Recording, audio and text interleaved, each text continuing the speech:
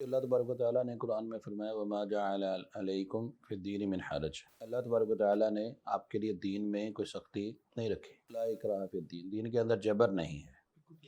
रसूलुल्लाह सल्लल्लाहु अलैहि वसल्लम ने फरमाया इन्न दीन युस्र, दीन बहुत ही आसान है। तो वइन कुंतुम मर्ज़ा औ अला सफ़रिन औ जाअ अहदुम मिनकुम मिनल गाइत औ लामस्तुमुन निसा, चार चीज़ें बयान फरमाई।